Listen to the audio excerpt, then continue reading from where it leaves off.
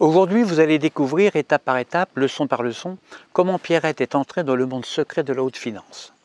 Hier, Pierrette était endettée, poursuivie par des huissiers. Elle pleurait.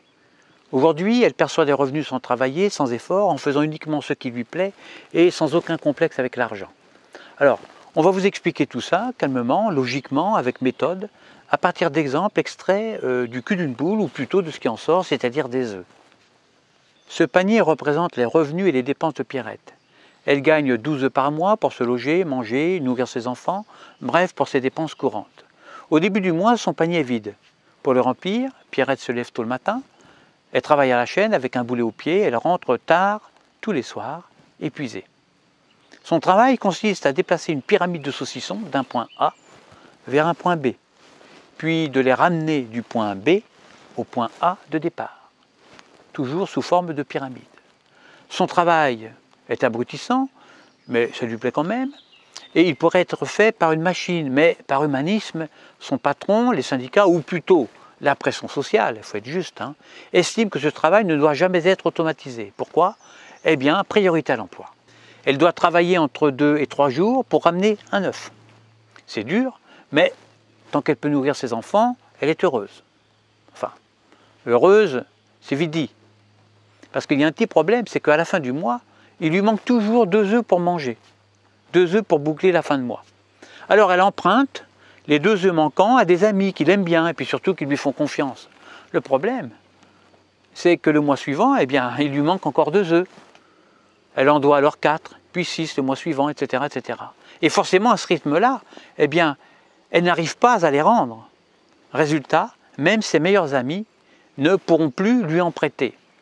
Mais, comme ils l'aiment bien, ils empruntent à leur tour des œufs à leurs amis et aux amis de leurs amis et même aux amis de leurs ennemis et aux ennemis de leurs amis, afin que les dettes de Pierrette se répartissent le plus équitablement possible sur un maximum de personnes gentilles et généreuses.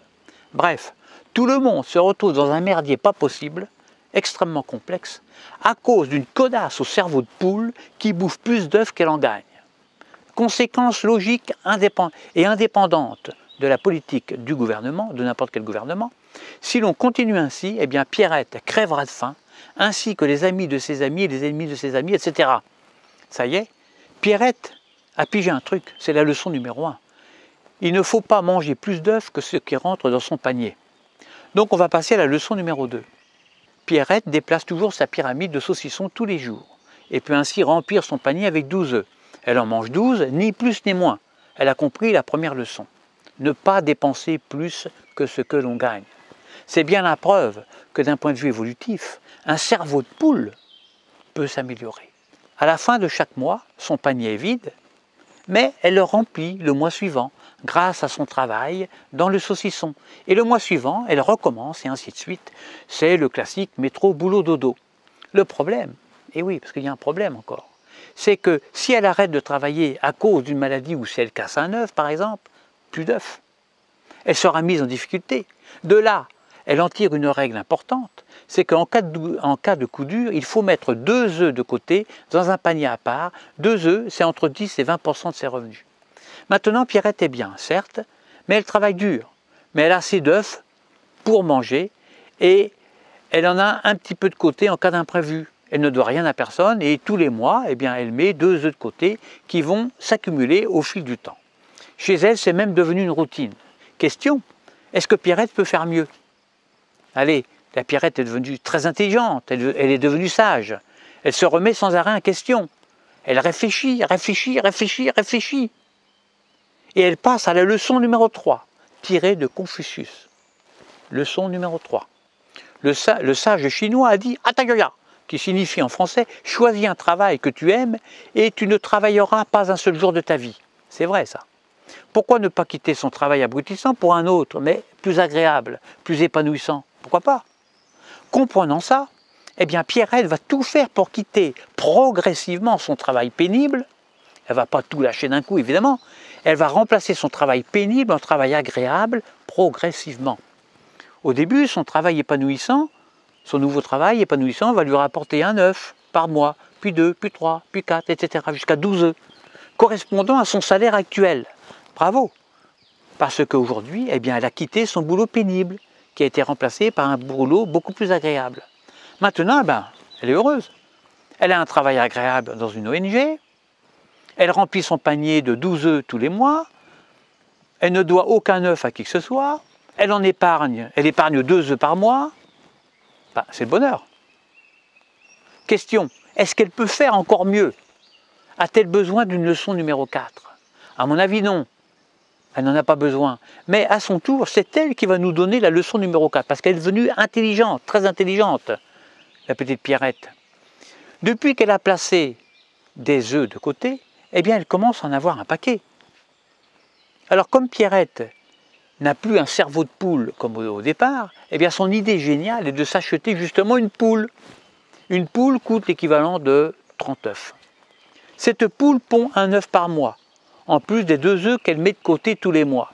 Donc tous les mois, elle peut épargner non pas 2, mais 3 œufs. Et ainsi, elle pourra s'acheter une poule, puis 2, puis 3, puis 4, puis 5, jusqu'à 12 poules. Au bout de 12 poules, elle aura ainsi 12 œufs par mois, soit l'équivalent de son salaire en plus de son salaire agréable à l'ONG. Si elle arrête de travailler, ces 12 poules travailleront pour elle, mais c'est génial. Petite parenthèse importante, en finance, une poule est ce que l'on appelle un actif. Un actif, c'est ce qui vous rapporte de l'argent même quand vous ne travaillez pas, même quand vous dormez. Comme par exemple un appartement que vous louez ou des actions en bourse qui vous rapportent des dividendes. Notez bien cette notion d'actif. Revenons à Pierrette. Donc, son revenu a doublé. 12 œufs gagnés avec son travail agréable et 12 œufs avec ses 12 poules, soit 24 œufs par mois. Désormais, elle ne peut plus faire mieux. Enfin, à mon avis, encore. Elle semble heureuse. Son travail est utile et agréable. Elle a des œufs et des œufs et des œufs à ne plus savoir qu'en faire. Elle en a mis partout dans ses chambres, dans les placards, dans des remises, sous son lit et même dans son lit et sous son oreiller. Elle achète de plus en plus de poules, de plus en plus de poules, des poules, et encore des poules, et toujours des poules. Elle rêve d'œufs, de poules et de poulaillers, jour et nuit. Elle ne sait même plus où les mettre. Avant, c'était les saucissons qui trottaient dans sa tête, et maintenant, c'est les œufs de poule. Bref, elle ne s'en sort pas, elle ne s'en sort plus. Elle finit même par déprimer à cause de son surplus d'œufs. Il faut le faire. Mais comme elle se remet toujours en question, voici sa dernière leçon, et qui, de mon point de vue, est la plus importante. Leçon numéro 5. Quand vous avez suffisamment d'argent pour vivre, eh bien, n'en faites plus une obsession. Partagez plutôt avec les autres, non pas votre argent, mais votre connaissance, votre savoir-faire, ce que vous savez faire de mieux. Ce n'est pas l'argent qui rend heureux, mais le partage que l'on peut faire avec les autres. Donc on résume, trouvez un emploi dans lequel vous vous épanouissez, et de préférence utile aux autres. Ne dépensez pas plus que vos revenus. Épargnez chaque mois entre 10 et 20% de vos revenus. Investissez dans des actifs, immobiliers, actifs, bourse, etc. Continuez à vivre simplement et offrez ce que vous avez de mieux aux autres. Alors, pourquoi ne pas partager cette vidéo avec vos amis? À bientôt pour une prochaine vidéo.